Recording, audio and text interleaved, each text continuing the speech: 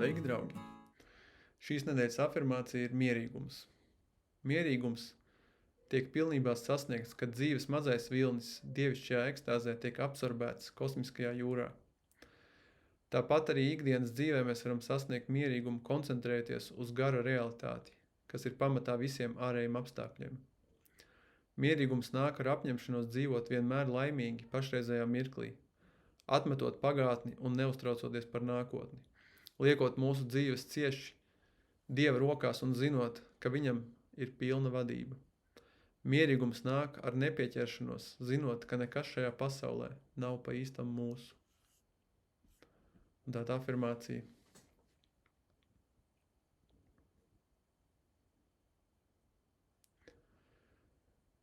Lai gan grūtību vēji gaudo man apkārt,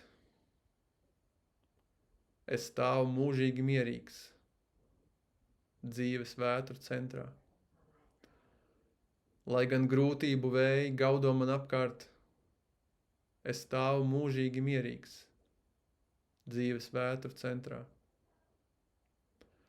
Lai gan grūtību vēji gaudo man apkārt, es stāvu mūžīgi mierīgs, dzīves vētru centrā. Lai gan grūtību vēji gaudo man apkārt, es stāvu mūžīgi mierīgs, dzīves vētru centrā. Lai gan grūtību vēji gaudo man apkārt, es stāvu mūžīgi mierīgs, dzīves vētru centrā. Lai gan grūtību vēji gaudo man apkārt, es stāvu mūžīgi mierīgs, dzīves vētru centrā. Un tā atkārtojot afirmāciju tikai mentāli punktā starp uzacīm.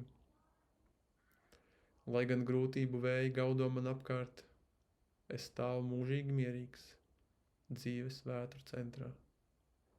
Lai gan grūtību vēji gaudo man apkārt, es stāvu mūžīgi mierīgs, dzīves vētru centrā. Lai gan grūtību vēji gaudo man apkārt, es stāvu mūžīgi mierīgs, dzīves vētru centrā. Lai gan grūtību vēji gaudo man apkārt, es stāvu mūžīgi mierīgs, dzīves vētru centrā. Lai gan grūtību vēji gaudo man apkārt, es stāvu mūžam mierīgs, dzīves vētru centrā. Un tad kopā noskatīsim lūkšanu.